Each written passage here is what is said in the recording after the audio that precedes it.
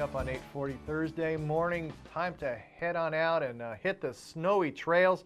Jack Steffen with us, Gorham Bike and Ski, located at Jackson Ski Touring Center in Jackson. Yep. And well, you're always on the go, always outdoors, whether on skis or whether biking and stuff like that. So Absolutely. So how are things up in Jackson this morning? Well, we could use a little bit more snow, but there's still some pretty good skiing up in Prospect Farm. You know, Right. Little higher elevations. Uh-huh. I hear that there's some flurries in the forecast, so we're pretty optimistic. Nice. And talking about sort of optimism, people want to get into cross-country skiing. Maybe Right. they just have some Christmas and Hanukkah cash or what have you, and they're looking to get it out and get some. Yes. And people come into you, and I would, we were talking earlier, and you're sort of saying people ask, what length of ski, but there's a better question to ask, right? That's exactly right. Just like with bicycling, skiing has gotten a lot more specific, and maybe the best question is, what's the best ski for me? And then we can go into different lengths. I brought in a couple of skis here, and the last time I was in, I had a series of 5 skis. They were all different lengths, and the common thread in all of those were they were sized for me. Right. So my weight and it was an illustration of the different lengths that you could get for the same skier. And I'd like to get a little bit more in depth on one particular type of ski for classic skiing at Jackson or any ski touring center that has tracks that are set for you. Sure. There are really 2 basic types of skiing: skate skiing or classic. Right. And I think classic is probably the most popular. So what I've done is I've brought in a couple of examples of skis that you would use in the tracks. Okay, sure. And I thought we'd talk a little bit about that because one thing that's pretty similar on all of these skis is they have a camber, which means that they're so like a wave there, curved, curved, and the whole idea there is when your weight's evenly distributed on the ski, you've got 2 sections, front and back, that are gliding, and this kick section is off the snow, so the ski really glides. So the ski's got to be stiff enough to keep the kick area off of the snow, and still it's got to be soft enough that when you kick down, the scales or whatever you're using as your kick on engages the snow. So this is a good example of a scaled ski. For Fischer, they call it their Crown Series, and Fischer is one of the few companies over the years that has continuously refined this scale system. I don't know if you can see it or not, but there's a section here to here and here to here that looks a little different. And really, it's a transition zone from this glide area into the serious kick area. So you're getting a little bit more glide. You still get a little bit of kick in here when you're weighting or unweighting that ski. It also makes it a little, so you're getting a little bit better glide, but it also gives you a little bit quieter ski. Sometimes the scales have been known on hard track to have that whistling as you're going down. One of the new things that's really taken over the classic like a scene. mini skin there. It is. It is exactly that. And back in the, I think it was the 90s, they had some skin skis that came out. They weren't very popular. They didn't work all that well. Over the years, they revised it. Atomic in 2011 came out with the first modern skin ski that really worked. I'm told in Europe, over 80% of the classic skiers are on skin skis. So, and this is also a Fischer ski.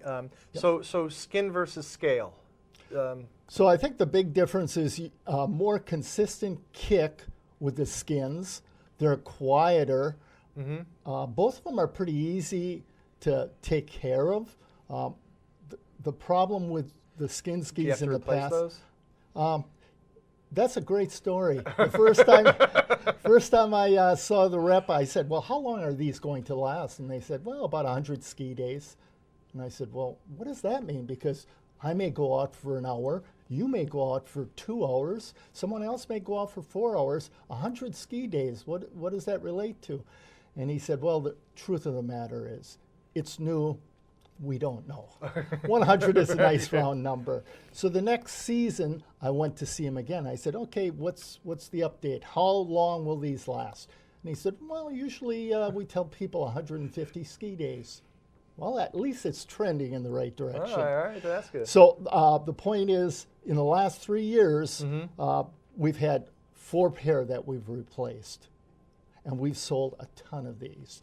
And 2 of the 4 was user abuse. They had some silicone spray that they put in here to stop it from icing up. They really loaded it up. It had soaked through, affected the glue, and when he skied, they rolled right off.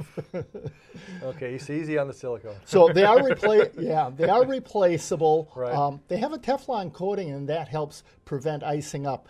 Swix has come out with a little pump spray, and I recommend putting some on every time out. You just put it on some Fiberline, just wipe it on, put the skis outside while you're putting your boots on so the ski acclimates to the temperature and you're ready to go. Nice. So it works out really well.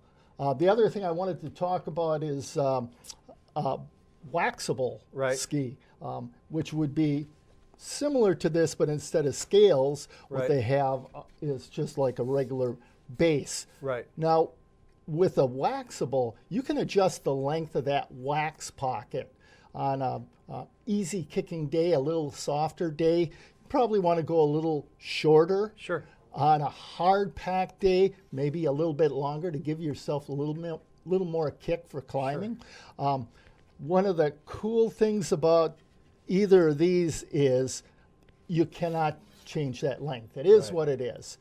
But with the new binding systems, you can move the binding forward or back to fine-tune the ski. Right. For example, if you're having a tough time kicking and you realize, man, these aren't giving me the climbing capabilities that I'm used to, you just push that back and you can push forward 1 or 2 clicks, and then it's going to collapse the ski sooner so you get better kick. But it comes at the expense of glide. Conversely, if all of a sudden you're saying, I'm not getting the glide that I normally get, push it back and you get better glide at the expense of kick. But sometimes that trade-off is well worth it.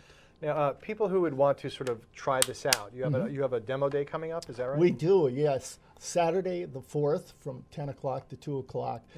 And we'll have reps from Fischer stopping up, so we're pretty excited about that. Hopefully we'll get a little bit more snow and we'll be able to ski right out the back door of the center. And I must say also, the colors have gotten way cooler. It's really nice to see. I mean, some nice black and a little neon. It's it's a lot of fun. We have some black and white, and depending upon the ski, we might want to change up that color. But it's a really neat system. One of the other side benefits of this movable binding is the fact that the back runs on a rail, so the ski is flexing a lot more naturally as it was intended by the designer.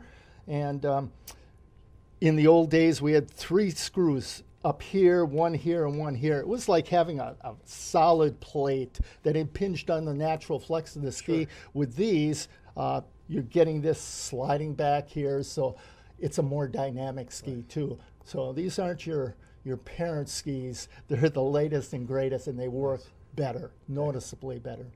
Well, Jack Steffen, Gorham Bike and Ski, thanks for stopping by. And again, where can people find you?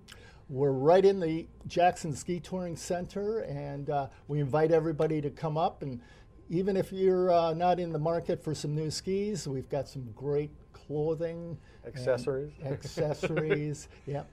A lot of waxes up there. We've got, we're really ready to roll as soon as we get some fresh snow now. Nice. So roll on up to Jackson Ski Touring, Gorham Bike and Ski, and whether you're skiing or just checking out the latest gear, Jack will hook you up.